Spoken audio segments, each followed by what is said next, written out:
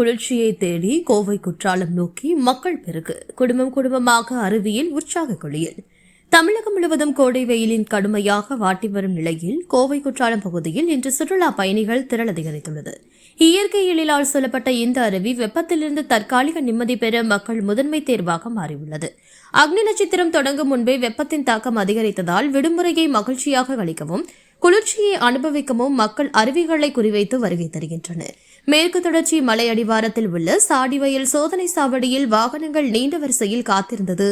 மேலும் அருவியில் தற்போது மிதமான அளவில் தண்ணீர் கொட்டி வரும் நிலையில் கோவை மட்டுமின்றி திருப்பூர், ஈரோடு மற்றும் கேரளா உள்ளிட்ட பகுதிகளில் இருந்தும் ஏராளமானோர் குவிந்துள்ளனர்.